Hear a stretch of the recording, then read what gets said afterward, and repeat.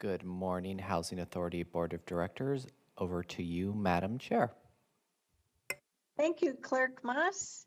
And I will gavel us in for the Tuesday, June 7th, Washington County Housing Authority Board of Directors meeting. Clerk Moss, announcements and roll call, please. Thank you, Director Harrington. Director Roper? Here. Director Savara? Here. Director Fye? Here. Director Treese? Here. Director Harrington? Here. And I'll announce Director Rogers and Willie are excused for today's meeting. Yes, thank you, board members, for being in the meeting today. The first item or the next item on our agenda is public communication. This is an opportunity for community members to come share their thoughts and views with us for up to 2 minutes. Clerk Moss, do we have anyone who wishes to address the board at this time? Yes, we do. Madam Director, first we have Lois Koch. Lois, can you hear us? Or Keck, my apologies. Can you hear us, Lois? Yes, thank you. Please go ahead. Okay, good morning, Chairman Harrington and Housing Authority Board members. Thank you so very much for the opportunity to share my testimony with you today. My name is Lois Keck, and I am the tenant spokesperson for Wood Spring Tenant Association. I'm 79 years old, and I have lived at Wood Springs Apartments in Tigard, Oregon for 19 years. Needless to say, I consider this to be my forever home. Living here has allowed me to age in place with acceptance and grace despite the low fixed incomes I and my neighbors subsist on. Over these many years, close relationships have developed which provide social interaction, activity opportunities, and physical and emotional support shared among this family-like community. This is why I can honestly, without exaggeration, express to you the incredible emotional, psychological, and financial stress that my neighbors and I are experiencing due to the decision by the property owners to allow the Section 42 program to expire. It is our understanding that conversations around the county preserving Wood Springs by purchasing the property are ongoing and moving in the right direction. Great. For that, we are grateful and encouraged. However, I am testifying today because our 3-year grace period is halfway over, and the uncertainty of our fate is becoming almost too much to bear. We need help now. We have heard that even though Senate Bill 1557 failed to pass this February, OHCS still approved funding for 1-year pilot program to subsidize rent increases for low-income tenants living in expired Section 42 properties. It is our understanding that the Housing Authority and OHCS are still working out the details. I'm hurrying as fast as I can. This is great news, but we are desperately need you to make it public and get the word out to myself and my neighbors. I hope and hope and resilience are fading fast. A new round of rent increases have started hitting our mailboxes, and every passing day that we don't hear something, we are more vulnerable. Please finalize the details of the subsidy program and communicate with the residents. The urgency cannot be overstated. Thank you, Lois. To exhale. Thank you. Thank you. Next, we have Rebecca Bullinger. Rebecca, can you hear us? Yes. Please go ahead. My name is Becky Bollinger. I'm a resident of Wood Spring Apartments. I love living here and do not want to move. I have suffered from depression most of my life. When our clubhouse closed for renovations in April, I went into a downward spiral. That's when I realized how important this community has become for me, and many of us feel the same way. I just really don't know what I'm going to do if we can't save Wood Spring. I'm 69 years old and disabled. I have lived here for about 5 years. More than half of my income goes towards rent, and my rent is about to go up again. I have explored many ways to earn extra money, but due to my disabilities, etc., I haven't found anything. I don't have cable. I go to a food pantry. My daughter is close by, but she's a single mom of 3 who works full time, so she can't help me. I don't know where else I can cut in order to continue to afford my rent, and I will not be able to stay here when it goes to market rate. I've put myself on a few waiting lists for places I can afford and qualify for, but their waiting lists are 3 to 4 years long. There are very few options to choose from near me. So what can I do? Please help us and please do it soon. Thank you very much. Thank you, Rebecca. Madam Chair, I have no one else signed up during this portion. Ms. Angie and your Assistant County Administrator, as well as Director Kalavar, is there any update you would like to offer to the Board of Directors at this time with regard to this privately owned apartment complex of Wood Spring? Director Kalavar has been working closely on this. So Director Kalavar, can you share an update? Yes, thank you, Tanya. Good morning, Chair Harrington and the Housing Authority Board of Directors. Yes, on the Wood Springs, we have been working with the current owners called Hamilton Zans. They're out of the Bay Area in San Francisco area. They have requested a non-disclosure agreement, a full one, without exceptions. And we have discussed that with County Council, who have advised us that we are not able to enter into a non-disclosure agreement without any exceptions. So what we are doing is working with Bridge Housing, which is a huge nonprofit with a sizable asset base here in Portland. They just acquired a Bellow Woods. You didn't hear much about that. Bellow Woods was in a similar situation as Wood Springs, and we are working with them to step in and work on acquiring and preserving affordability on the Wood Springs. And as a nonprofit, they are not subject to the public records requests we are. So that's the update. And today's agenda item actually addresses some of the questions raised by the first speaker, Lois, I believe. Wonderful. So I hope that she'll be able to stay tuned in for the latter section of our agenda today. Thank you. Terrific. All righty then. So the next item on our agenda is the consent agenda. Today's consent agenda consists of approval of the minutes for our May 3rd, 2022 meeting. What are the wishes of the board? Motion. Thank you, Director Roper, for a motion and Director Savaro for a second. All those in favor of adopting the consent agenda, please signal or say aye. Thank you, directors. Any opposed? The motion carries unanimously 5-0. Next on our agenda is the very topic Director Kalavar was bringing forward to our attention. And it is an item to authorize the executive director to execute 2 intergovernmental agreements with the Oregon Housing and Community Services for state funded rent assistance program. So we'll turn it over to you, Director Kalavar, and your great team. Thank you. Thank you, Chair Harrington. Good morning again, Housing Authority Board of Directors. We have before you today 2 intergovernmental agreements, and that are time sensitive. And the reason we typically have 1 meeting in June, but we wanted to bring this forward because it is time sensitive. We have a short staff presentation, and I'll hand it over to Josh Kreitz to walk us through the brief staff presentation. Hello, Josh. Hey, hi, Comey. Morning, Chair Harrington and Board of Directors. It's good to be with you this morning. So yeah, we're excited to bring a couple different opportunities and a continued partnership with the state and OHCS. I'll mention briefly, and you can go to the next slide, please.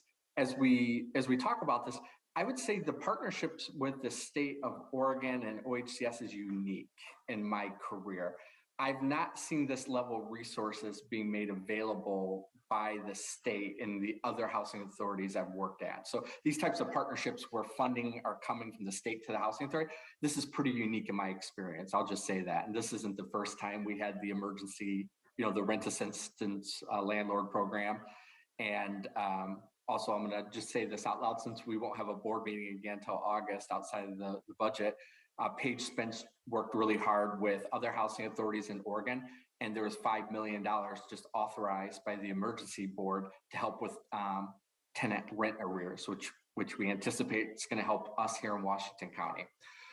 But to jump into the meat of it today, our agenda is we have two partnerships that we're looking at with OHCS. So I'll give a quick presentation, take any questions and feedback, and then the requested action today is to authorize these two IGAs. Next slide, please.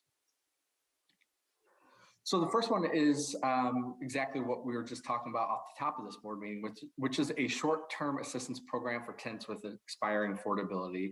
As Comey just mentioned, the Housing Authority, I think we've had productive talks with the owners, but there is some difficulties in us going any further as a housing authority because of the request for confidentiality that we just can't do. So Comey and nonprofits are working, but in the meantime, the state of Oregon, OHCS, has kicked loose some funding to assist with two different projects. And these are pilots for two different projects, one here in Washington County and one down in Marion County in Salem, who's also having the same exact issue come up.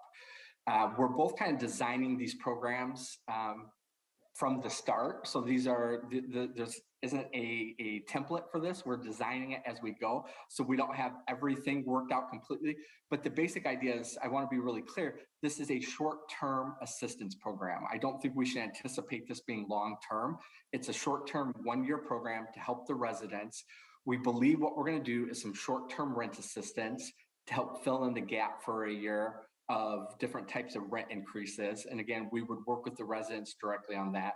And then we would also bring in a housing counselor to help work with the residents on what that would look like, the short-term rent assistance, and to also help with residents who might consider that they might need to relocate, helping them find other affordable housing options and different things around budgeting. So again, this is a one-year program that OHCS and the Housing Authority has been discussing. The original bill that did not pass, that didn't make it through for this, OHCS is pretty much bringing some funding out of another bill that did pass. So that's kind of how the funding mechanism. We anticipate we'd serve approximately around 120 of the households there. But again, this is all, it's short term, but it is help. It is help, and it would allow us to get more resources and some staff in there to help out and figure out what we can do to assist these tenants as the nonprofit, continues to talk to the owners. So that's kind of the meat of it. We're continuing to talk with OHCS and, hope that we can get an IGA kind of work through over the upcoming several weeks and start getting some help to the folks by the end of the summer. Next slide, please. We're really excited about this youth rent assistance program. I think the Housing Authority here in Washington County, we are participating very strongly in tables, not only regionally, but at the state level, letting our partners at the state and the region know we're here to play ball, we're here to help. And we also have, a lot of need in our community. So if you're gonna run a pilot program, Washington County and the Housing Authority here is a great place to run that pilot. And let's try to do this together. So this was created in long session, HB 2163. It's a youth rental assistance program for homeless, serving youths age 24 and younger who've recently been homeless, foster care programs, incarcerated or detained in correction facilities. We're in a really unique position because we built up a really good provider network. I know our Board of Commissioners knows that, but for our Housing Authority Board, through our SHS programs and our other homeless programs, we built up a really strong network of providers that include multiple providers that work specifically with youth homelessness. So we're going to be able to use that for wraparound services.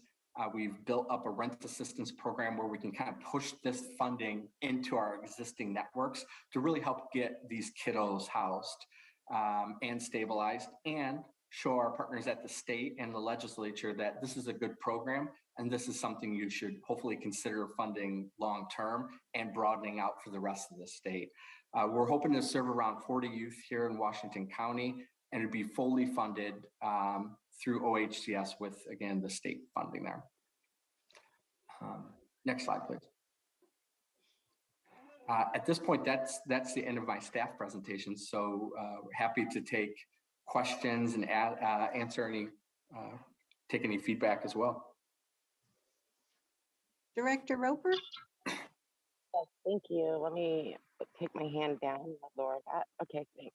Well, Josh, like I always say, I can't applaud the Housing Authority so much for all the different programs that you guys are involved in.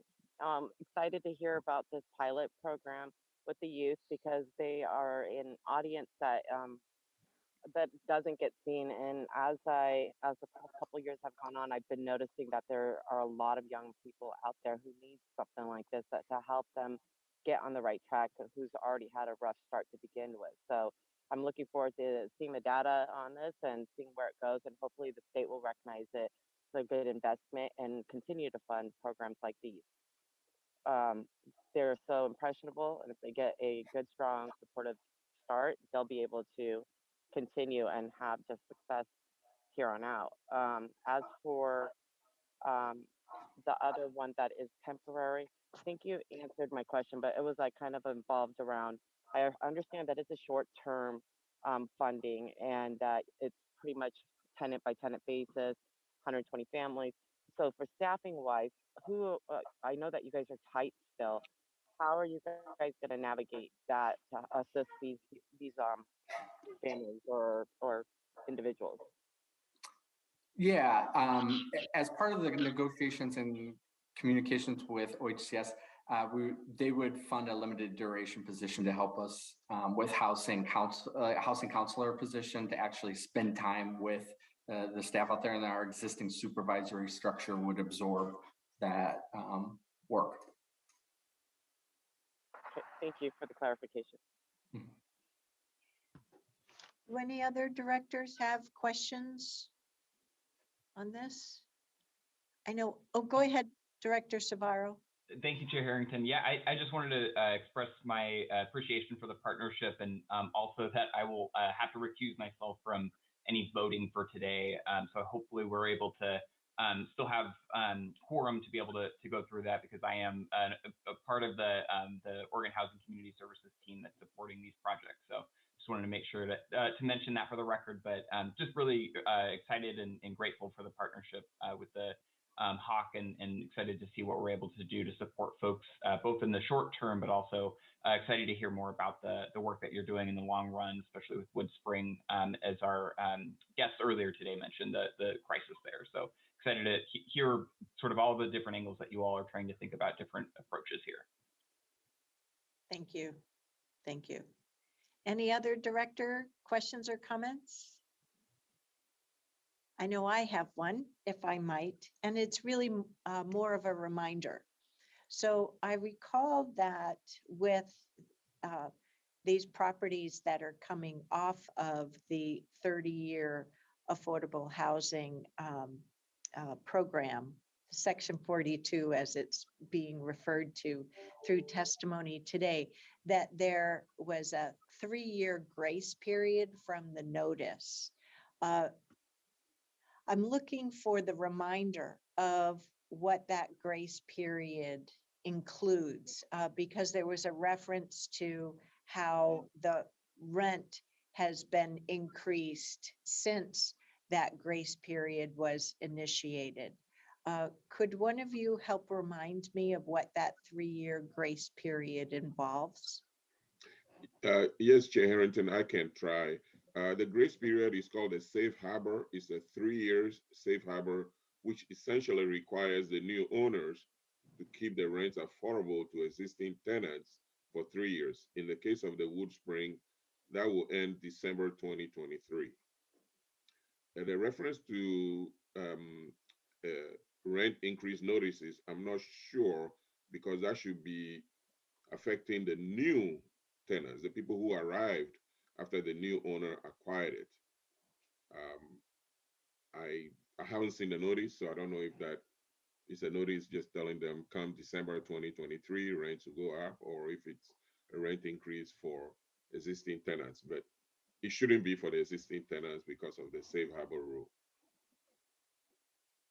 Okay, so from what you're helping remind me of is that they should be receiving no rent increases, as opposed to the possibility that there is a range of affordability where someone had a rental price on the low end of that range.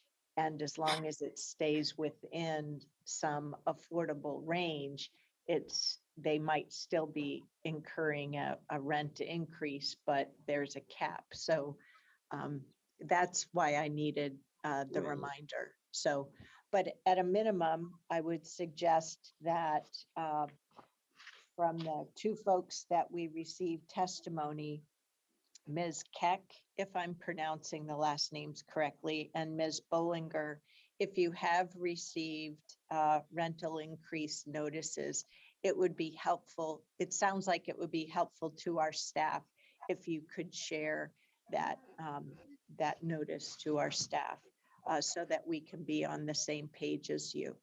So, thank you.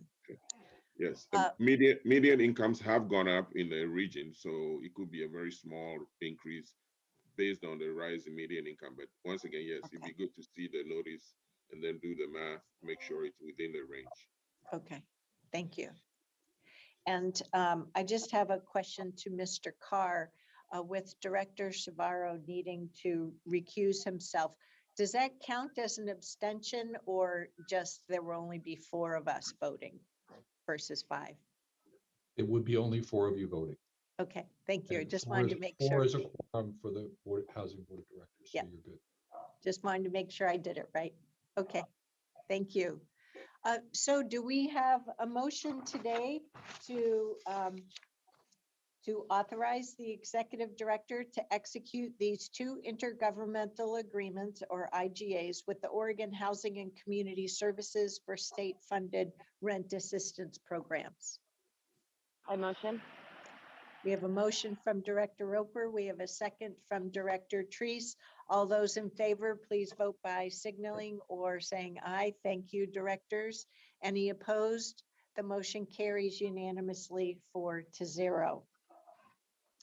Thank you, directors, and thank you as always to our staff for doing great work, and that includes extending your wings and practicing the art of the possible with as many grant programs as possible to help address the community needs here in Washington County, those today and out into the future. The next item on our agenda is our second opportunity for public communication, this being one for up to 5 minutes. Clerk Moss, do we have anyone signed up at this time? Yes, Madam Chair, we'll have Margot Black. Marg, can you hear us? I can. Can you hear me? Yes, we can. Please go ahead. Wonderful. Good morning, Chair Harrington, Director Calavar, and other members of the committee. Thank you so much for the opportunity to testify this morning. I meant to sign up at the beginning with 2 minutes. I feel like I've got the world is my oyster with 5. Let's go. I do want to just quickly, so I'm the tenant organizer with Woodspring Tenants Association. I want to real quickly address Chair Harrington's question about the rent increases. Hamilton Zands took over in 2015. And up until that point, you know, for residents who had been there before, they had been getting really pretty minor rent increases every year between $8 and $15. And then once Hamilton Zands took over, and I don't have all the records going back to 2015, but my understanding is that the rent increases started getting more aggressive. And then in 2021, after the affordability expired, they began exacting the maximum rent increase allowed by state law, which is 5%, but 5% for several years really becomes untenable for tenants who, you know, yes, the rent still technically remains, you know, quote unquote affordable to somebody living right at that 60% AMI level. But so many of the residents are far more cost burdened than that. And because of the notice that they received, you know, letting them know that the affordability had expired, they're, you know, in terms of just like the disorientation and confusion and what's next and what does this mean. They're definitely conflating those aggressive rent increases with market rate rent increases. So they are all getting regular 5% rent increases, annual, which are between, around $50. And, for folks who are extremely cost burdened, that is a real challenge. So I just wanted to address that. So first of all, thank you just so much, both Director Calavar and Josh Kreitz, for the work you've been doing both on the sale of the property and this subsidy program. I just really want to express my appreciation to you and the whole board for approving those IGA agreements. I'm not really going to add anything else to the discussion about Woodspring. I want to just take a few more seconds to say that the real reason I signed up to testify today was that I had worked with those two residents on their testimony and helped them sign up. As you know, most of the residents at Woodspring are low-income seniors. They don't have access to Zoom or internet. And so they both signed up to testify by phone. The emails they got did not include a phone number. I was only able to get them on this morning because I had an 8-month-old email from Kevin Moss. When I originally tried to email the clerk, it just bounced back to me. So I just want to make a plea to you. I think, the opportunity to testify publicly is so important. And I hope that the ability to do it by phone and by Zoom doesn't go away once we start meeting in person again. But we really need to make it so much more obvious and so much more accessible, because even with the Zoom link, it was still like 5 more clicks and a lot of hunting.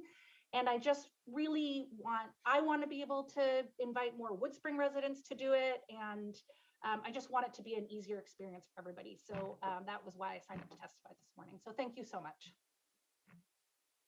Thank you, Ms. Black, for those comments. We really are working on increasing our accessibility. So thank you for those comments, and we will keep working on it. And we have every intention to ensure that what I refer to as our hybrid engagement means, whether by phone, by video application, or otherwise, will continue even when the board of directors and commissioners starts convening again face-to-face in person.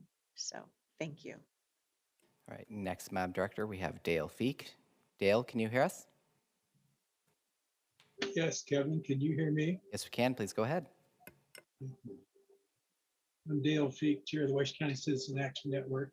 I just want to go on record of supporting the decision you made, because I noticed in the minutes there wasn't any for or against support. So I want to be on record of supporting the authorized executive directors to execute the 2 intergovernmental agreements with Oregon Housing and Community Services for state-funded rental assistance. So I appreciate all the work that you housing authority people are doing. Great work, and just want record in total support. Thank you.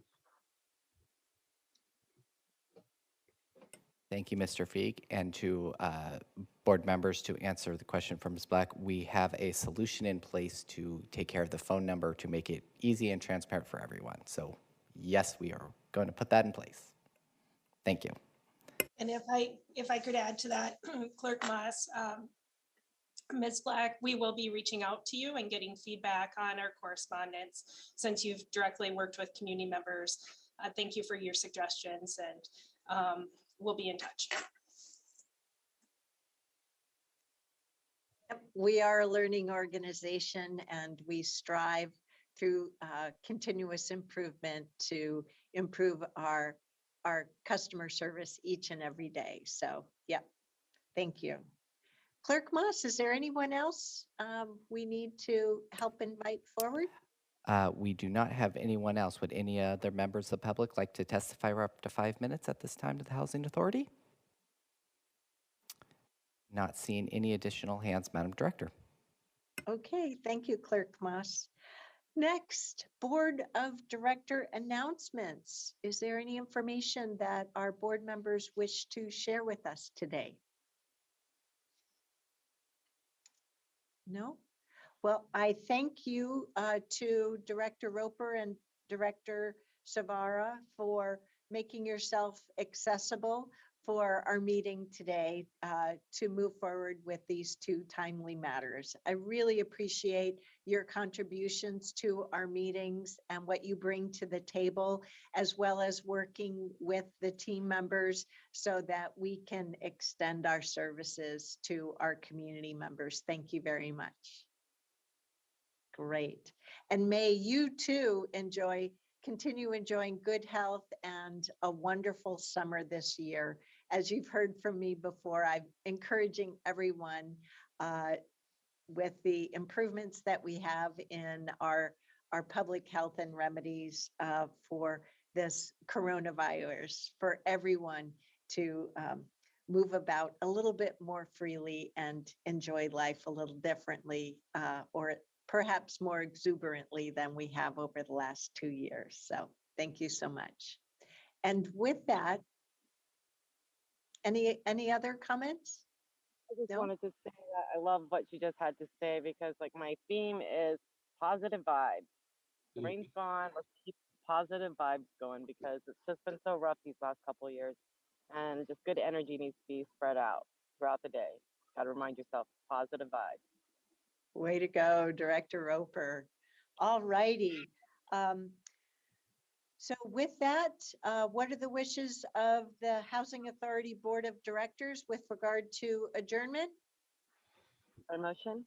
We have a motion from Director Roper, a second from Director Savaro. All those in favor, please vote by signaling. Thank you, directors. Any opposed? The motion carries unanimously 5-0. We'll see you at our next meeting then. Bye. See you guys in a Thank you, couple weeks. directors. All righty. And next we will convene as the Washington County Board of Commissioners for Tuesday, June 7th, 2022. Clerk Moss, could you do us the honors? Yes, I can, Madam Chair. The Washington County Board of Commissioners, also meeting as the Board of Directors for Clean Water Services and all other county service districts, is now meeting this regular session, June 7th, 2022. Commissioner Fye? Here. Commissioner Treese? Here. Chair Harrington? Here. And I'll announce Commissioner Rogers and Commissioner Willie are excused from today's meeting. Thank you, Clerk Moss. So the first item on our agenda today is public communication. This is an opportunity for members of our community to share their thoughts with us for up to 2 minutes each. Clerk Moss, do we have anyone who wishes to engage with us at this time? Yes, we do, Madam Chair. First up, we have Dale Feek. Dale, can you hear us? Yes, Kevin, can you hear me? Yes, we can. Please go ahead. Thank you. Chair Harrington, Commissioners, I'm Dale Feek, Chair of the Washington County Citizen Action Network. We can appreciate your leadership, Catherine Harrington, on the issue of climate change, and you asking the government relations team and other county staff to search for sooner rather than later an update of the county's climate change strategy plans. So thank you very much. Looking forward to that report.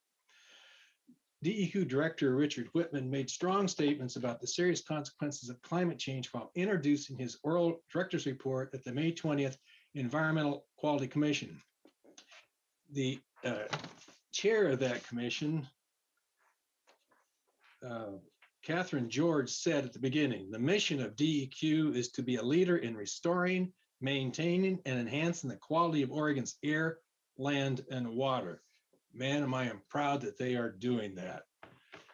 And I ask you in an email to please open an attachment, because I got transcribed Richard Whitman's statements in introduction. This is partially what he said. He said, we are looking at a historic crisis, particularly in the southwestern part of the nation, with the Colorado River Basin, but also down in California. Yes, we're having lots of water problems here in Oregon with drought also, particularly in the eastern and southern part of the state. When you look at those California, Arizona, New Mexico basin states, it's really serious. We are going to be dealing with enormous water challenges in terms of water use, in terms of use of water to generate electricity, in terms of collapse, potentially, of ecosystems in California. Please continue reading what I transcribed. I also attached 2 documents to please take a look at those. It's very serious. Appreciate your seriousness, taking it serious as county staff. Thank you, Mr. Feek. Thank you. Next, Madam Chair, we have Dr. Susan Smith. Sue, can you hear us? Yes, thank you. Please go ahead. Thank you so much. Good morning, Chair Harrington and Commissioners. My name is Dr. Sue Ricky Smith, and I'm the Superintendent of the Tiger-Tualatin School District. I'm here today to speak in favor of the efforts of the Washington County Preschool for All Coalition and their goal to provide high-quality, free preschool programs to every 3- and 4-year-old in our county. A 50-year body of peer-reviewed research on early brain and biological development tells us that the sooner children have access to enriching early learning experiences, the sooner they begin to develop the key social, emotional, and academic skills they need to succeed later in life. In Tiger-Tualatin, on average, our pre-K attendees are meeting reading benchmarks in the beginning and middle of 1st grade, in comparison to their peers without a preschool experience, who are typically below these benchmarks, requiring additional intervention. We also know that children who have access to programs that celebrate their home culture and language build a positive sense of self and identity that they carry throughout their lives, and that families with children in preschool programs are more active in their child's elementary school experience. Preschool has an economic benefit to our community, our schools, and our social support systems, yielding a $7 to $10 return on investment back to our communities. The Tiger-Tualatin School District has a long history of partnership with Community Action Head Start, Latino Networks Juntos Aprendemos, ERCO's Kindergarten Transition, Preschool Promise, and Northwest Regional ESD to provide free preschool options to every 4-year-old in our district. Our community's belief in the value of this work was proven through their investment in the passing of our 2016 bond, which prioritized the building of TTSD's first dedicated early childhood center, which opened in early 2021. I urge you today to please be champions for families across our county by making this critical investment in the success of our community's future leaders and youngest learners. Thank you. Thank you. Next, we have Jenny Bond. Jenny, can you hear us?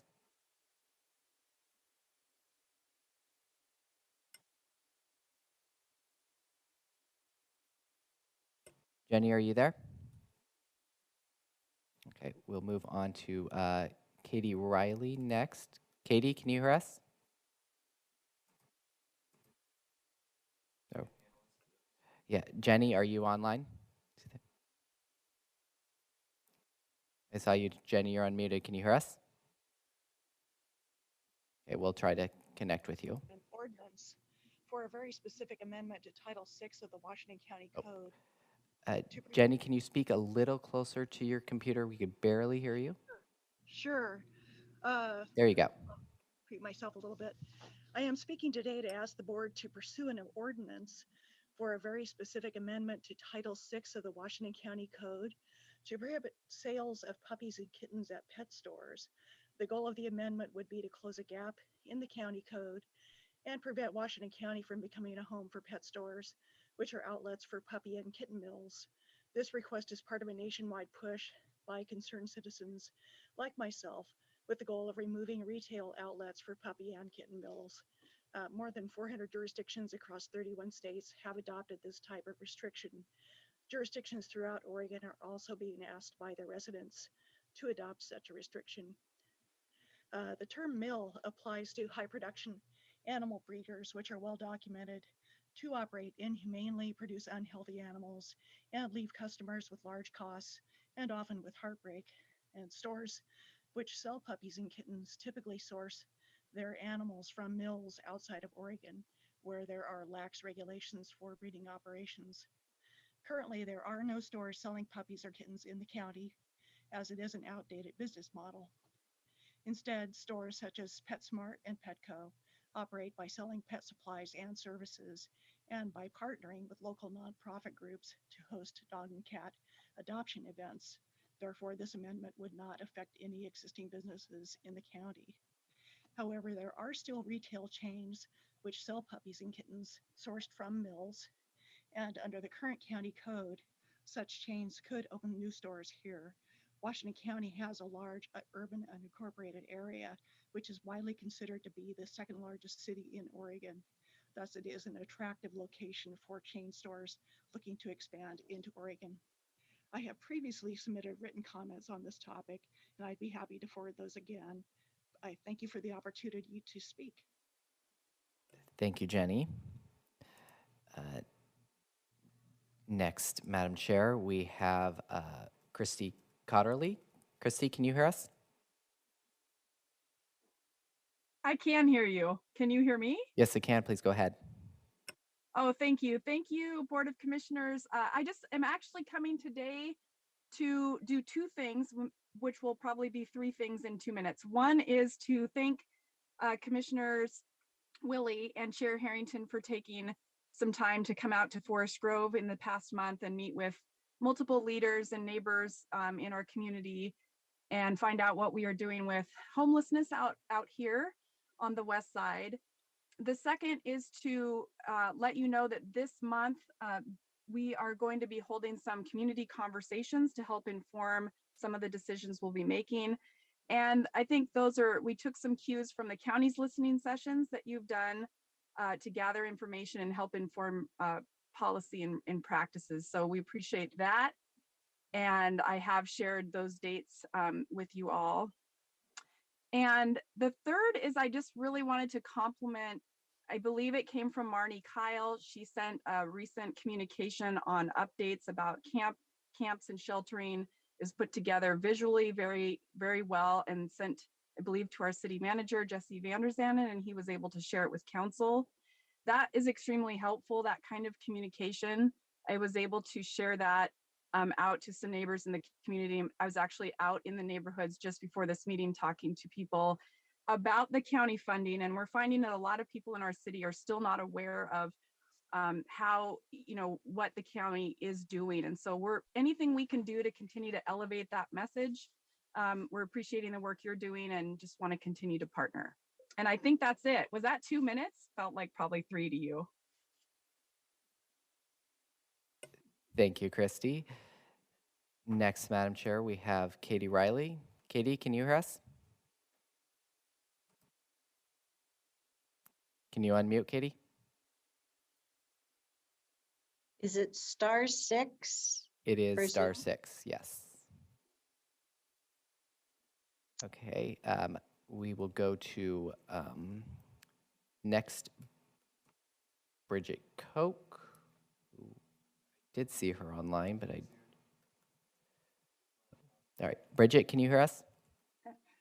Yes, I'm here. Just a second, getting this up. Yes. All right, please go ahead. Good morning, Chair Harrington and Commissioners Fye and Treese. My name is Bridget Cook, and I'm the Executive Director of Adelante Mujeres. Today, I want to tell you why we continue to push for preschool for all. First, because we're almost there. Most of the work has been done. As for scoping, Multnomah County Commissioners already scoped universal preschool. Applying their model with some adjustments will significantly reduce the time needed. Second, all children need a solid educational foundation, and preschool provides just that. Third, parents of young children need to work, and employers need workers. And fourth, and most importantly, almost daily, we hear from desperate parents frantically seeking a safe place to leave their children so they can work. Occasionally, we can help. Mostly, we give bad news. We don't have room or they earn too much. To qualify for Head Start, a family of 4 must earn less than $35,000. But how do you pay for rent and food and a car and also pay for quality childcare with $35K? Well, you don't.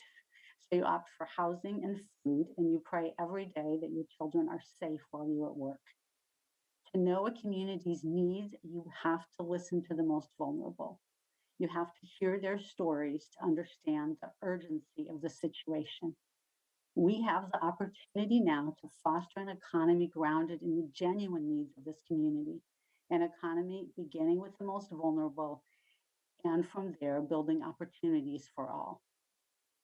I used to run marathons competitively. When you run to win, you have to push at mile 5 and at mile 10 and at mile 15. And when you reach mile 20, when you so want to quit, that's when you really have to push. And that's why we keep pushing. Families need us, and families need you to push preschool for all across the finish line. That's what we're asking you to do. You're past mile 20. Let's push and get this done. Thank you, Bridget.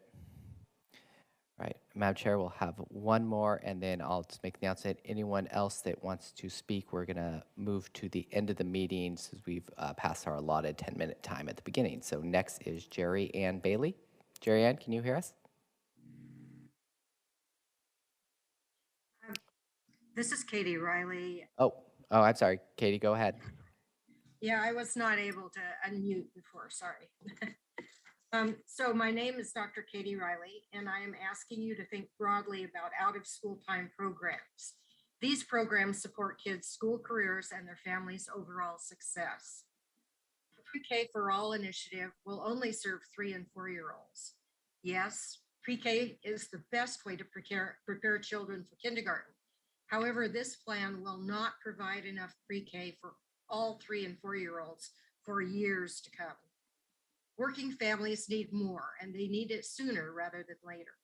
They must have affordable, reliable childcare for all their children so they can work and provide for them. Families who can afford to pay will continue to provide these opportunities for their children, no matter what. Decades of research tell us that quality pre-K, preschool, and out-of-school time programs set kids up for academic and long-term success. Unfortunately, very few families in our community have access to programs that meet their needs. This lack of access places a heavy burden on working families. In 2020, Washington County Kids presented you with a plan focused on serving all children who need care. We suggested a property tax to fund it, but we now believe a tax on high-income earners would raise more money, and our own polling showed it would be acceptable to voters. There needs to be a sustainable funding source for these programs, one that is not subject to cuts by the federal government or the state legislature. Please engage in planning for all children and youth and give voters the opportunity to choose to invest in the long-term health and well-being of our families, children, and the economy. Please commit to developing a comprehensive solution to meet the needs of the greatest number of children and families sooner rather than 10 years from now. I and other members of our group are available to participate in collaborative planning. Thank you, Katie. And Chair Harrington, that concludes our 10-minute portion at the beginning of the meeting. Thank you. And I just wanted to come back to the climate topic that our first testifier, Dale Feek, mentioned. If folks look at our rolling agenda that is posted in our June 2nd roundtable meeting packet, it looks like at our work session on Tuesday, July 12th, we'll be considering options for county climate action. So if folks want to tune into that work session or read the packet or watch the video after the fact, that would be great. So, and thank you to all of our testifiers. Really appreciate hearing from you at each of our meetings. The next item on today's board agenda is our consent agenda. There are 16 items on today's consent agenda, consisting of 2 sets of minutes, 3 items from Clean Water Services, 3 items from the County Administrative Office, 1 item from Assessment and Taxation, 2 items from the Sheriff's Office, 1 item from Support Services, 1 from Housing Services, and 3 items from Land Use and Transportation. What are the wishes of the Commission with regard to today's consent agenda? We have a motion from Commissioner Treese with a second from Commissioner Fye. All those in favor, please vote by raising your hand. Thank you, Commissioners. Any opposed? The motion carries unanimously 3-0. Next, we'll move on to proclamations. And today we have a proclamation to proclaim June 19th, 2022 to be Juneteenth in Washington County. So I'd like to turn it over to our County Administrator, Ms. Angie, as well as our Chief Equity Officer and Head of the Office of Equity, Inclusion, and Community Engagement, Ms. Latricia Tillman, and her team members today. Take it away. Thank you. Okay, good morning, Madam Chair and Board of Commissioners. It's lovely to see you today. For the record, my name is Latricia Tillman, and I'm pleased to offer a few introductory remarks on our cultural heritage celebrations before I turn it over to a few members of the Juneteenth Planning Committee, Kimmy Nord, Brianna Jackson, Ty Schwefferman, and Marcus Ford. Hopefully they're all joining as I continue with my comments. As you know, Washington County Cultural Heritage Celebrations and resource pages are a starting point for our collective organizational engagement and learning about equity, diversity, and inclusion. The Juneteenth celebrations we are enjoying have been planned and organized by about 10 staff who volunteer to support our learning in addition to their official work and in partnership with Clean Water Services and Pacific University. Several of them are here today. These cultural celebrations offer an opportunity to enter into and strengthen relationships with staff and community who recognize the importance of Juneteenth and to build trust and deepen our understanding of these diverse and growing communities in Washington County. Juneteenth, which is short for June 19th, is known by many names: Black Independence Day, Freedom Day, Jubilee Day, and many others. The holiday commemorates the effective end of slavery in the United States. While President Abraham Lincoln issued the Emancipation Proclamation on January 1st, 1863, it took more than 2 years for news of emancipation to reach Galveston, Texas. The celebration creates an opportunity to learn about historic and present oppression of the Black and African American community and the community's resilience in the face of that oppression. And we do that so that we can reflect on whether or not our current policies and sentiments support the well-being of the Black and African community and whether or not they dismantle racism and white supremacy. The Black community, like all other cultures, is not monolithic and encompasses a range of diverse life experiences and opinions. Consequently, the celebrations and resource pages may not present a comprehensive picture of the nuances or full range of opinions within the Black or African American culture subcultures. However, staff who participate in the Heritage Month committees are very thoughtful about the learning opportunities they share with our Washington County community. We encourage people who may be curious about what is or is not presented or the policy implications of what is shared this month to reach out to us at the Office of Equity, Inclusion, and Community Engagement, or open a dialogue with their colleagues or the planning committees. And I just want to take a moment to thank all the members of the Juneteenth Planning Committee who are very diligent, hardworking, and a lot of fun, who met over the past few weeks utilizing a shared leadership model. So with that, I'd like to turn it over to Kimmy Nord, Marcus Ford, Ty Schwefferman, and Brianna Jackson to read the proclamation. Thank you, Latricia. A proclamation in honor of Juneteenth 2022. Whereas Juneteenth is often referred to as our country's second Independence Day and has long been celebrated among the African American community, its historical significance has largely been omitted from educational curricula, making it relatively unknown to the wider population. And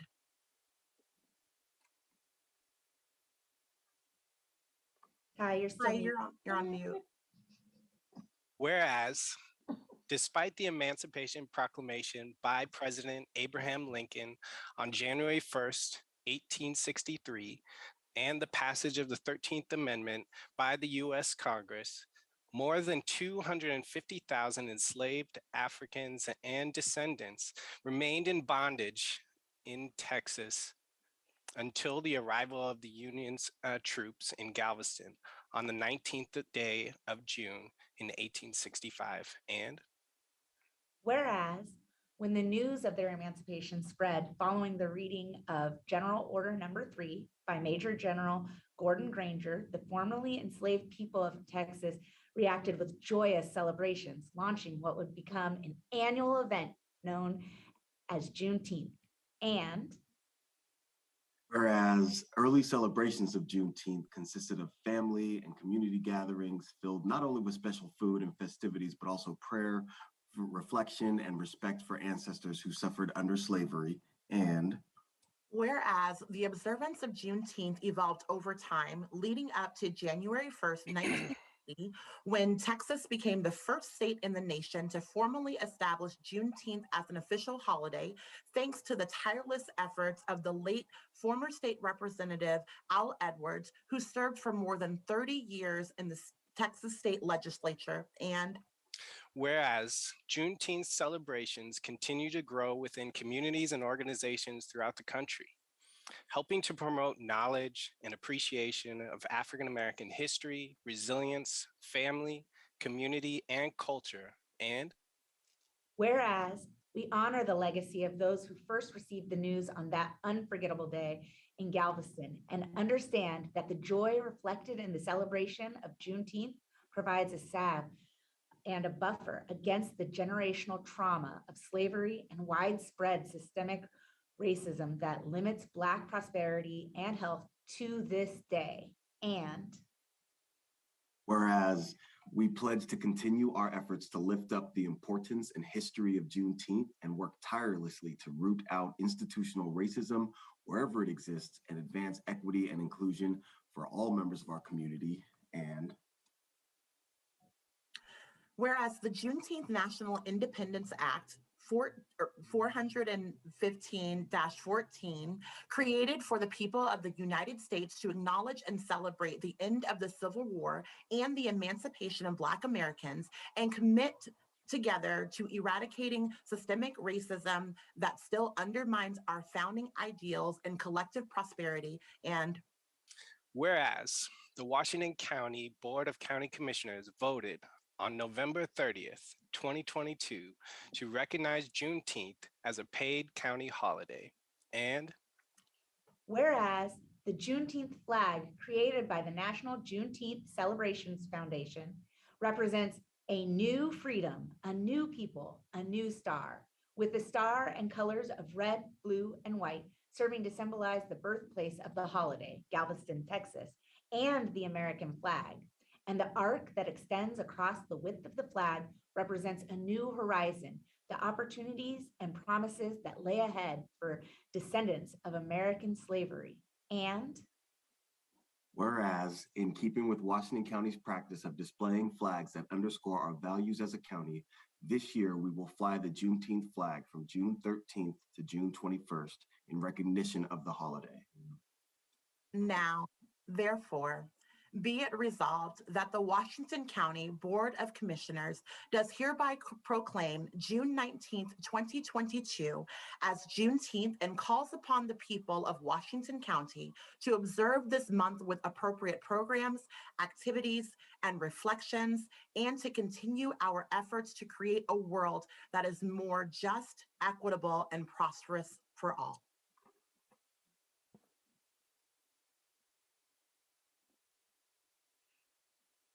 Thank you to all of you for bringing this proclamation to life for us and to help us recognize how we continue to evolve, change, and improve our communities each and every day here in public service as county government. You are part of that. Thank you. Commissioners, comments? Or what action would you like to take? Well, if I wanted to make sure that Nafisa had the floor, or Commissioner Fai had the floor first, and then I'll go. Thank you, Commissioner Tracy. I think I was a little too slow with the mute and mute button. Thank you, Latricia and the team. This is a really great proclamation, and I'm excited to come out and see the raising of the flag and to celebrate and to just be part of this first as a first Black commissioner on this board. So I'm excited, and good job, team. And I also want to say thank you so much, and thank you for taking the steps forward. You know, last November we voted, we got this organized, but you have brought so much of this to life, and the proclamation was as much a storytelling event as it was a proclamation, and I really appreciate that, and I believe strongly that that's how we educate ourselves in the county and our entire community. So I'll be there for the flag raising, and I again just want to say thank you to the committee for the work, the dedication, and the heart and soul that went into it. Thank you. And I'll say that I appreciate how you have reminded me and everyone in our community that this isn't a proclamation or a holiday just for recognizing our Black and African community members, but rather this applies to each and every one of us and commits us together to eradicating systemic racism that still undermines our founding ideals and collective prosperity. That even I, as a privileged white person, I have work to do, right? I have a responsibility, and I appreciate that gentle reminder. Thank you. So do we have a motion to adopt today's proclamation? We have a motion from Commissioner Treese. I'd like to defer that motion to Commissioner Fye, please. I'm sorry, I was so excited. No, it's okay. It's okay. I'll second it. Go ahead. Okay, I'll make the motion. Team effort here. We have a motion and a second from Commissioner Treese and Commissioner Fye. All those in favor, please vote by signaling. Thank you, commissioners. Any opposed? The motion carries unanimously 3-0. Thank you. And thank you again to our team. And we do have some additional items to move forward to here on our agenda today. So sorry, we have to move on. First to boards and commissions. We have a proposal before us to appoint Lucia Benafides, Jenny Cisneros, and Stephanie Rose as new members to the Developmental Disabilities Advisory Council, and to reappoint Dan Pesha, Angela Braddock, Lisa Lighthouser, and Beth McShane, as well as Susan Nolte to the Developmental Disabilities Advisory Councils, each with terms ending February 28th, 2025. What are the wishes of the commission? Looks like we have a motion from Commissioner Fye and a second from Commissioner Treese. Boy, I'm getting tongue-tied on all these last names. Thank you, commissioners. All those in favor, please signal. Thank you so much. Any opposed? The motion carries unanimously 3-0. Next, we will move on to public hearings. We have 3 public hearings today. The first one is with regard to an A-Engrossed Ordinance 885. First, could we have a motion to read A-Engrossed Ordinance 885 by title only? We have a motion from Commissioner Treese, a second from Commissioner Fye. All those in favor of reading the ordinance by title only? Thank you. I can see your signals. Any opposed? The motion carries unanimously 3-0. Mr. Carr, could you do us the honors, please?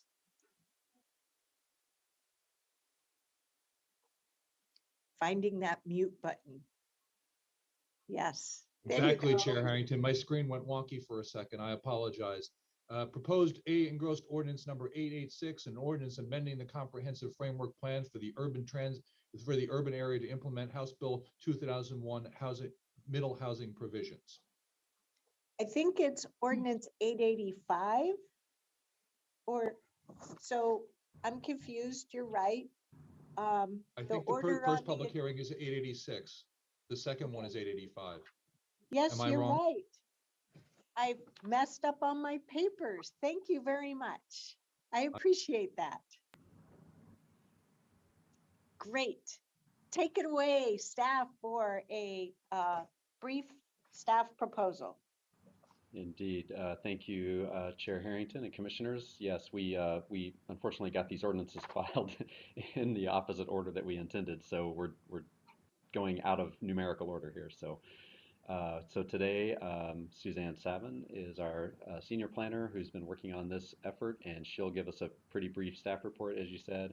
Our requested action today will be to adopt the engrossed ordinance and the associated findings along with that. And then along with Suzanne, Teresa Cherniak, our principal planner for community planning, and Andy Back, our planning and development services manager, are here with me, and we're happy to answer any questions that you might have after the presentation. So with that, go ahead, Suzanne. All right. Thank you, Chair Harrington and Commissioners, for this second hearing on A-Engrossed Ordinance number 886. Next slide, please. So as a reminder, this is Ordinance 886 is one of two ordinances filed to address House Bill 2001 requirements, and this ordinance amends the Comprehensive Framework Plan for the urban area. The other ordinance, or A-Engrossed Ordinance 885, amends the Community Development Code, and that will be coming up next.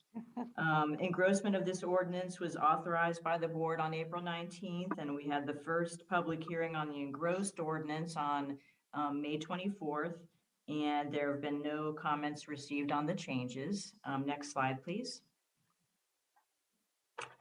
So this ordinance amends 6 policies in the Comprehensive Framework Plan for the urban area, which is the source document for land use and transportation policies in our urban unincorporated area. And the amendments implement state law changes that were adopted in House Bill 2001. Next slide, please. So the amendments in this ordinance comply with the statewide planning goals, and they comply with Metro Title 13 and the Comprehensive Framework Plan policies. Next slide, please. So staff's recommending that the board conduct the public hearing and then adopt A-Engrossed Ordinance 886, and then by a separate action, adopt the associated findings. And that concludes staff's presentation.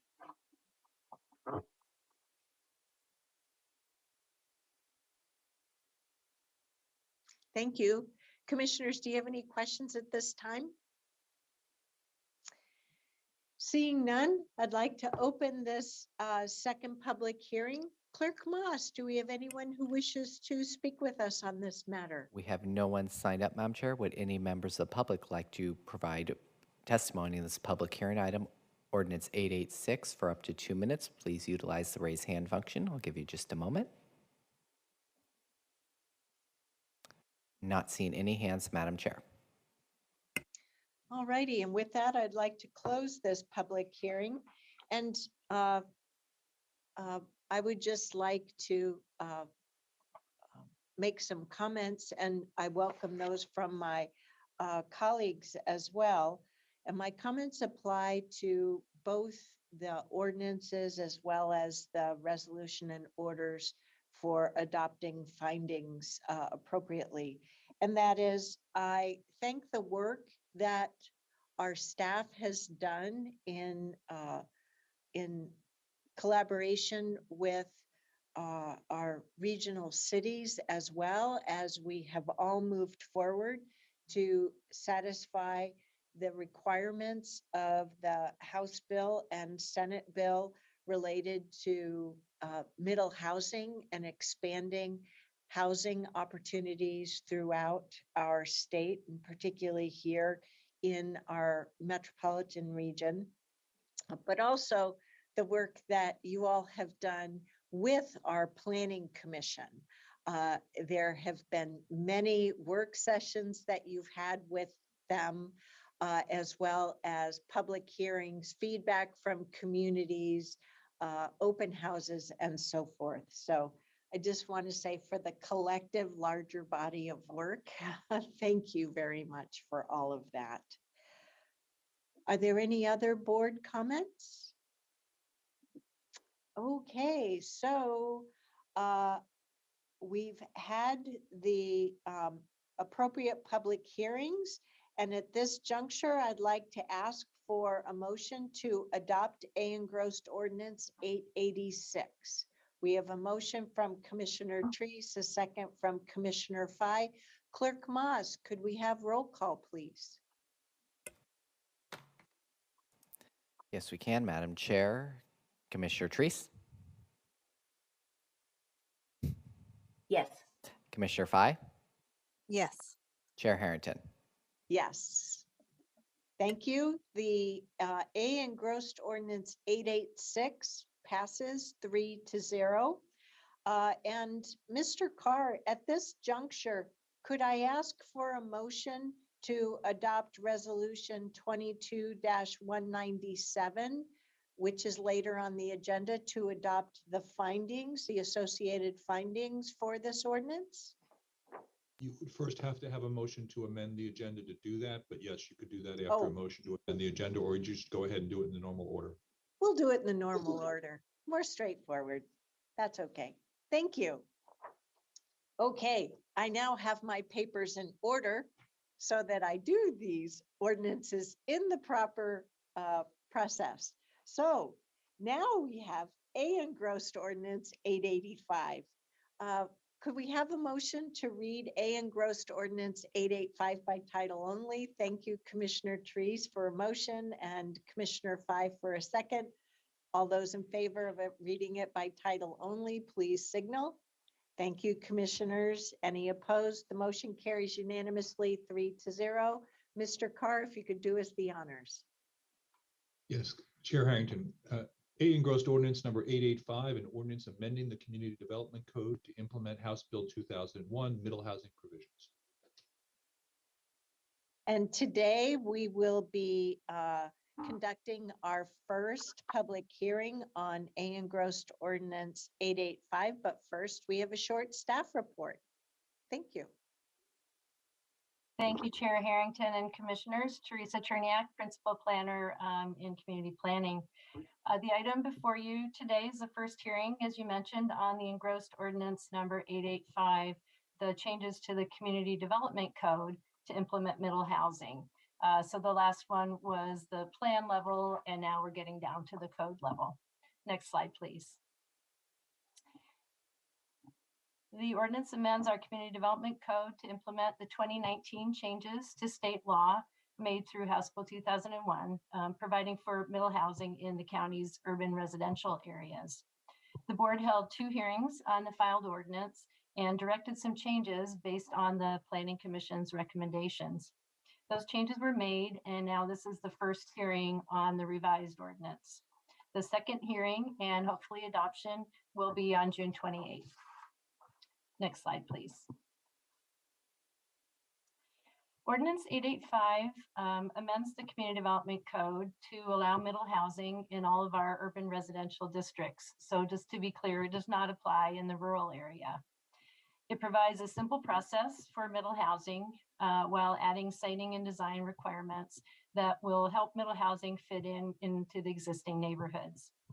As it was originally filed, it also proposed to add public facility requirements to single detached homes and middle housing, including requirements for street trees, sidewalks, and minimum right-of-way.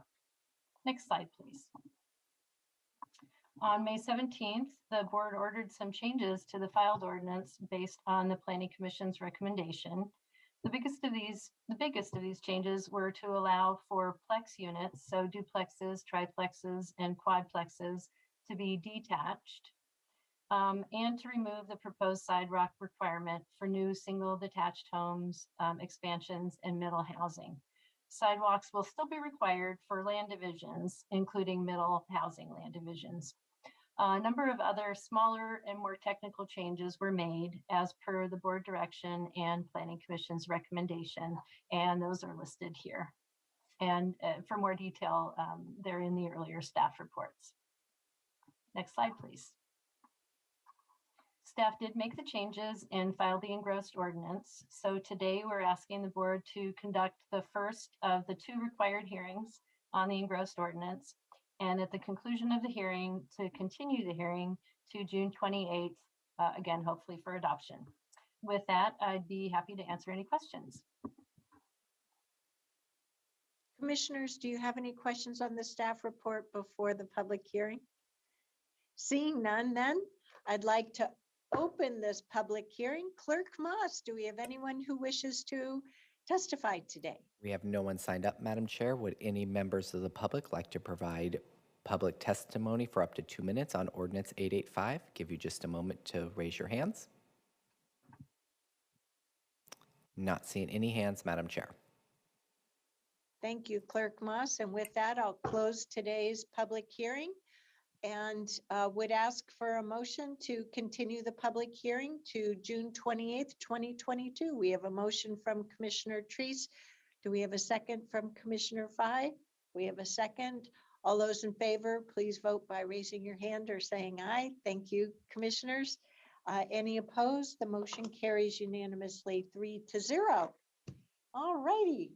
Next, we have a third public hearing. This is on an entirely different matter.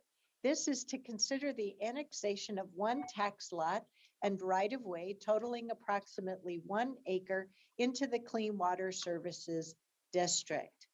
Do we have a staff report on this item today? We do, Chair. Brian Robb is with us from our community planning group, and I'll let Brian go ahead and walk you through, and then we'll be available to answer any questions. Thanks, Stephen. Good morning, Chair Harrington and Commissioners Fye and Treese. I'm Brian Robb, Associate Planner with Community Planning, and I'll be giving a brief presentation on proposed boundary change 22-2. Next slide, please. The tax lot depicted here is located at 8690 Southwest Miller Hill Road, just south of Southwest Gassner Road in unincorporated county. And the property consists of one single family residence with the land use designation of Future Development 20. It's located in the Aloha, Reedville, Cooper Mountain Community Planning Area. Next slide, please. The proposal is a request by property owner Derek Kahn to annex one tax lot and right-of-way totaling approximately 1 acre into the Clean Water Services District. This request was initiated by consent petition from the property owners. County staff has reviewed the request and found that it meets the criteria for boundary changes as outlined in the staff report. Next slide, please. Staff recommends that the board conduct the public hearing and at the conclusion of the hearing, adopt the resolution in order approving the annexation with the approval becoming effective immediately. If there's any public testimony today, there's a brief statement that I'll have to read into the record. Next slide, please. With that, I'll conclude my presentation and can answer any questions you may have. Thank you. If I could just ask a clarifying question, Mr. Robb. This property, as the worksheet noted, is in unincorporated Washington County. It is in urban unincorporated Washington County and not rural unincorporated Washington County, correct? Correct. This is within the urban growth boundary. Great, thank you. All right. So next, are there any other board questions? Okay, seeing none. Next, I'd like to open the public hearing today on this. Do we have anyone, Clerk Moss, who wishes to testify? Would any members of the public like to provide testimony on this resolution and order on this property annexation? Please utilize the raise hand function. Give you just a moment. Not seeing any hands, Madam Chair. Thank you, Clerk Moss. And with that, I will close today's public hearing. What are the wishes of the commission with regard to adopting this resolution, approving the annexation with approval effective immediately? We have a motion from Commissioner Treese, a second from Commissioner Fye. All those in favor, please vote by raising your hand. Thank you, commissioners. Any opposed? The motion carries unanimously 3-0. Thank you, Mr. Rob, for joining us today. Whew. That's it for the 3 public hearings. Next, we'll move on to our 2 action items. The next is to adopt the findings for A-Engrossed ordinance number 886. What are the wishes of the commission? We have a motion from Commissioner Treese, Commissioner Fye, a second from Commissioner Treese to adopt the findings of A-Engrossed ordinance 886 and authorize the chair to sign the resolution and order memorializing this action. All those in favor, please vote by signaling. Thank you, commissioners. Any opposed? The motion carries 3-0. Next, we'll move on to a completely different topic, libraries. Who doesn't love our libraries? And with us today is our wonderful manager of the Washington County Cooperative Library Services, Lisa Tattersall. Lisa, take it away. Good morning, everybody. Good morning, Chair and Commissioners. I'm Lisa Tattersall, manager of Washington County Cooperative Library Services, or WCCLS. WCCLS is here today to request that the Board of Commissioners authorize the county administrator to execute intergovernmental agreements, or IGAs, with cities and nonprofits for library services and funding from fiscal year 22-23 through fiscal year 25-26. And I have a brief staff report for this action item today. I don't know if there's a PowerPoint. Is that up? Can you guys see that? Okay. I'll wait for the magic to happen in the background. Yes, give me just a second, Lisa. Thank you. Thanks, Kevin.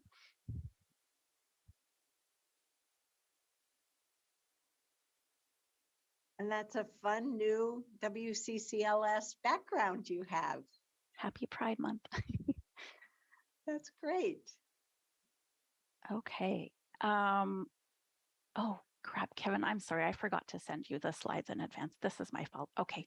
I forgot to send them to you separately. If you can go to the next slide, please. Thank you, Kevin. My apologies. This slide is just a brief reminder of the partnerships that we have with 9 cities and 3 nonprofits to operate and fund 16 public library locations and robust digital access for residents across the county. Next slide, please. This slide is just a brief reminder or an overview of the conversations we've had with our partners and with the Board of Commissioners over the past year and a half nearly. This has led to the creation of a final draft agreement, which I brought to your board on March 8th this year. Next slide, please.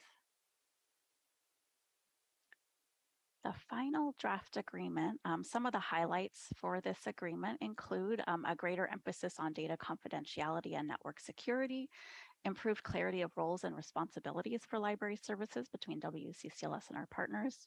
It identifies an ending fund balance strategy and target, including it includes detailed library funding allocation language, and it also introduces compliance with Title VI of the Civil Rights Act for libraries with WCCLS support.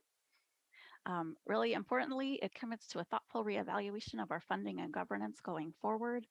WCCLS will initiate this process by looking at demographic data from the census, and the whole process will be guided by the board's equity resolution. Next slide, please. Very nearly all of our partner organizations are formally ready to sign the IGA. They have gone through their city councils and governing boards. Just last but not least is the city of Beaverton, and they are discussing today. We don't anticipate any issues. So if your board authorizes staff to execute the agreement today, we will begin the digital signature process as soon as possible to ensure that library funding allocations are issued on time in July. Next slide, please. And so our requested action today is that the board authorize the county administrator to execute IGAs with cities and nonprofits for library services and funding from July 1st, 2022 through June 30th, 2026. Please disregard the incorrect date on the slide. It will be through June 2026. And that is our requested action today. Thank you.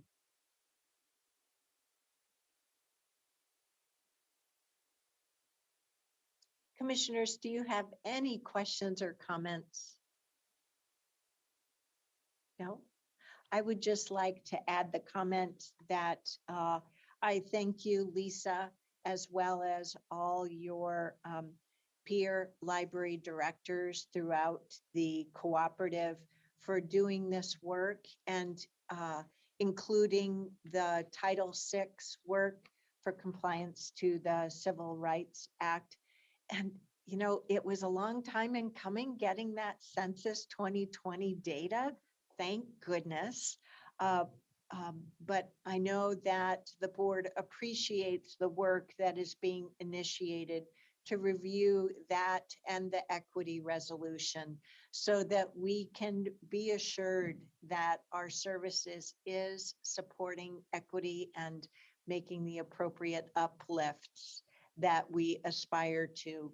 I know that the Cornelius city manager was disappointed that we were not able to affect that change with the recent renewal of the Washington County Cooperative Levy.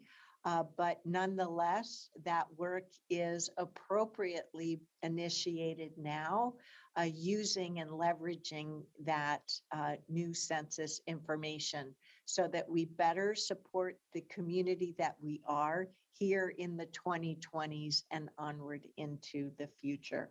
So thank you in advance for all of that work, Lisa. And we stand with you and our cooperative partners in that effort. So what are the wishes of the commission with regard to a motion to authorize the county administrator to execute the multiple intergovernmental agreements with cities and nonprofits for library services and funding from fiscal year 22-23 through fiscal year 25-26? We have a motion from Commissioner Treese, a second, Commissioner Fry, with a second from Commissioner Treese. All those in favor, please signal. Thank you, commissioners. Any opposed? The motion carries unanimously 3-0. Thank you. Thank you. Next, we'll move to our second public communication opportunity for today's meeting. Clerk Moss, do we have anyone who wishes to share their thoughts with us for up to 5 minutes each? Yes, we do, Madam Chair. We have Ramush Kuthamurthy. Ramush, can you hear us? Oh, yes, I can hear you. I hope you can hear me clearly. Yes, we can. Please go ahead. All right. Oh, thank you so much. Good morning. It's almost good afternoon. First of all, thank you for this wonderful opportunity. I really feel very honored and welcome to come and speak in this meeting. I had the privilege of meeting some of you last week, which makes it even more a wonderful opportunity. Thank you. But I come here today representing the Cultural Coalition of Washington County, the organization that this board has seen and nurtured from its inception till we kind of transitioned off to become our own independent last year. I almost feel like my daughter, who's now graduated college and going off on her own. We are independent. As you're aware, the CCWC has a document called the Washington County Cultural Plan, which we use as a guiding document for how we re-grant the funds received from OCT to our applicants. That plan is right now in the process of an update, so that it reflects the current and the present cultural scenario in Washington County. We are requesting the community to provide some kind of feedback and inputs on this document through an online survey. But my request to you is, as the elected leaders representing the entire county, your inputs are very important to us. We would like to have the cultural plan capture not only your vision and thought in its spirit and letter, but also represent the community at large. I'm here requesting you all to take a few minutes of your time at your convenience, next couple of weeks or so, to answer the few questions that are there on the survey. Really thankful to have gotten this time. I don't think I can consume 5 minutes of this testimony time, but if there are any questions, I'd be very happy to answer them for you.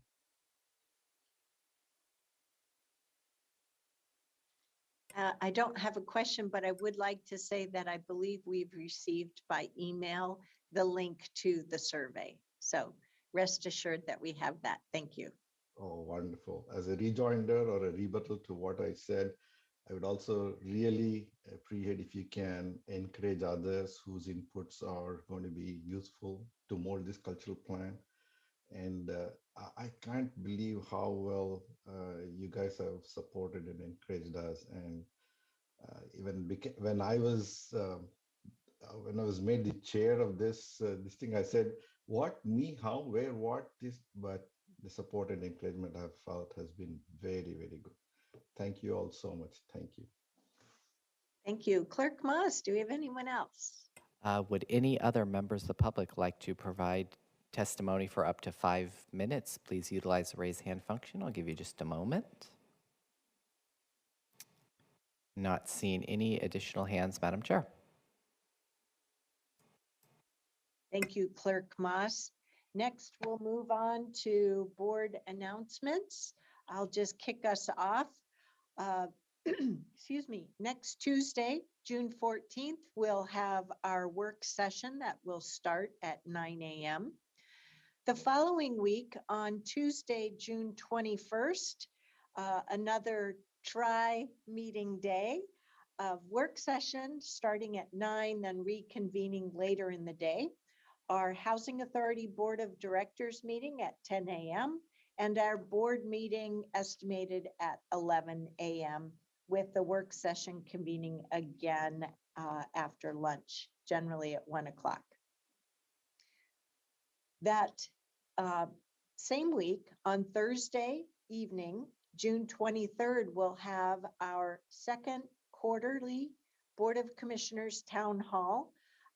As Ms. Angie shared in our work session, leadership communication, that focus topic that day will be on services for older adults and those with intellectual disabilities and physical disabilities. So we ask you to join us by Zoom at 6 p.m. that evening, and you will have an opportunity to share your thoughts and questions from our community with us. The following Tuesday, we'll have our work session in the afternoon starting at 2 and our board meeting in the evening. And then, can you believe it? We're into the month of July. So hopefully it will feel like summer weather then, though we're not inviting any heat waves or heat domes this year. We will not have a meeting on the first Tuesday of the month, which is July 5th. So we will give our team the opportunity of not only enjoying the July 4th Independence holiday, but also a lighter week. Then we will start our Tuesday meetings on Tuesday, July 12th with a work session at 9, a roundtable on Thursday, July 14th, and a work session the following week, Tuesday, July 19th at 9 a.m. and a board meeting at 10. And then the last Tuesday of the month, we'll have our work session, I believe, in the afternoon at 2 p.m. and an evening work session. And just a reminder, folks, you see today that 2 of our board members are excused for either business travel or personal travel. And that same experience will occur with 1 or 2 commissioners being excused because we're into the summer vacation season. So please don't feel alarmed.